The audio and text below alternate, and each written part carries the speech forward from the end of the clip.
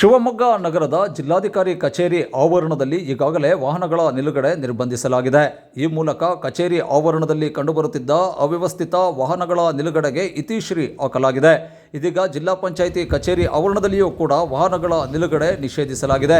ಜಿಲ್ಲಾ ಪಂಚಾಯಿತಿ ಕಚೇರಿ ಆವರಣದಲ್ಲಿ ಎಲ್ಲ ರೀತಿಯ ವಾಹನಗಳ ನಿಲುಗಡೆ ನಿರ್ಬಂಧಿಸಿ ಸಿಇಒ ಹೇಮಂತ್ ಎನ್ ಅವರು ಆದೇಶ ಹೊರಡಿಸಿದ್ದಾರೆ. ಕಚೇರಿ ಹಿಂಭಾಗದಲ್ಲಿರುವ ವಿಶಾಲವಾದ ಜಾಗದಲ್ಲಿ ವಾಹನಗಳ ನಿಲುಗಡೆಗೆ ಅವಕಾಶ ಕಲ್ಪಿಸಿದ್ದಾರೆ.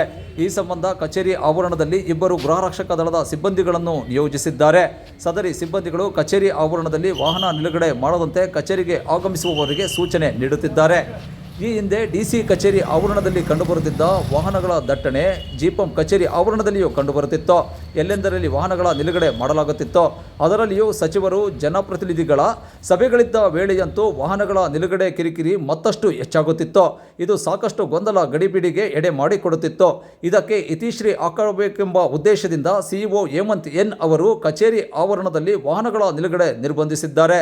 ಇದು ಸ್ವಾಗತಾರ್ಹ ಕ್ರಮವೆಂದು ಕೆಲ ನಾಗರಿಕರು ಅಭಿಪ್ರಾಯ ವ್ಯಕ್ತಪಡಿಸುತ್ತಾರೆ. ಮತ್ತೊಂದೆಡೆ ಈ ಕುರಿತಂತೆ ಹೇಮಂತ್ ಎನ್ ಅವರು ಮಾತನಾಡಿ, ಕಚೇರಿ ಆವರಣದಲ್ಲಿ ಇಲಾಖೆಗಳು ಸೇರಿದಂತೆ ಸಾರ್ವಜನಿಕರ ವಾಹನಗಳನ್ನು ಎಲ್ಲೆಂದರಲ್ಲಿ ಪಾರ್ಕಿಂಗ್ ಮಾಡಲಾಗುತ್ತಿತ್ತು. ಹಲವು ವೇಳೆ ಕಚೇರಿಯಿಂದ ಒಳಗೆ ಹಾಗೂ ಹೊರಗೆ ವಾಹನಗಳನ್ನು ಕೊಂಡೊಯ್ಯಲು ಸಾಧ್ಯವಾಗುತ್ತಿರಲಿಲ್ಲ.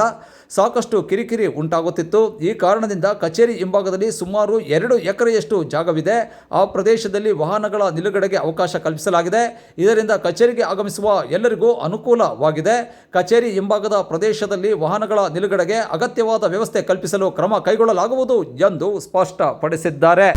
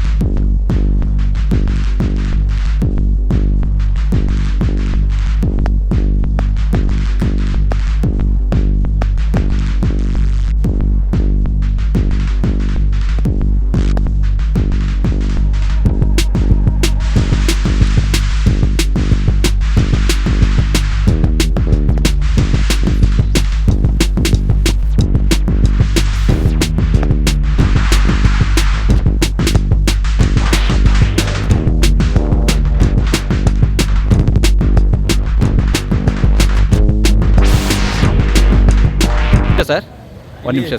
ಏನಿಲ್ಲ, ನಮ್ಮಲ್ಲಿ ಗಾಡಿಗಳು ಸುಮಾರು ಬೇರೆ ಬೇರೆ ಇಲಾಖೆಗಳು ಗಾಡಿಗಳು ಬರೋದು ಮತ್ತು ಸಾರ್ವಜನಿಕರ ಗಾಡಿ ಬೇರೆಯವ್ರು ಬರೋರು. ಕೆಲವು ಗಾಡಿಗಳು ಅಲ್ಲಲ್ಲೇ ನಿಲ್ಲಿಸೋಗ್ಬಿಡೋರು. ನಮ್ಮ ಗಾಡಿಗಳು ಟರ್ನ್ ಆಗೋಕ್ಕಾಗ್ತಿರ್ಲಿಲ್ಲ, ಸಮಸ್ಯೆಗಳಾಗೋದು. ಸಾರ್ವಜನಿಕರಿಗೆ ಬಂದಾಗೂ ತೊಂದರೆ ಆಗೋದು. ಆ ಕಾರಣದಿಂದಾಗಿ ಹಿಂದೆ ನಮ್ಮದು ಸಾಕಷ್ಟು ಒಂದು 2 ಎಕರೆ ಜಾಗ ಖಾಲಿ ಇತ್ತು. ಅಲ್ಲಿ ಜಾಗ ಖಾಲಿ ನಿಲ್ಲಿಸೋದಕ್ಕೆ ಅವಕಾಶ ಮಾಡಿಕೊಟ್ಟು ಇದು ಖಾಲಿ ಇರೋದ್ರಿಂದ ಜನಸಾಮಾನ್ಯರಿಗೆ ತೊಂದರೆ ಆಗದೆ ಇರುತ್ತೆ ನೋಡ್ಕೊಳ್ಳೋದಕ್ಕೆ ಮಾಡಿ ಸರ್, ಕ್ಲಿಯರ್ ಮಾಡಿಸ್ತೀವಿ. ಅದು ಇನ್ನೊಂದು 2 ತಿಂಗಳಲ್ಲಿ ಕ್ಲಿಯರ್ ಮಾಡಿಸ್ತೀವಿ. ಎಲ್ಲರದು ಒಂದು ನಮ್ಮ 2, 3, 4 ಜನದ ಗಾಡಿ ಬಿಟ್ಟರೆ ಇನ್ನೆಲ್ಲರದು ಕೂಡ ಅಲ್ಲೇ ಹೇಳಿದ್ದೀವಿ. ಓಕೆ ಸರ್, ಅದು ಈಸಿ ಆಗಲಿ.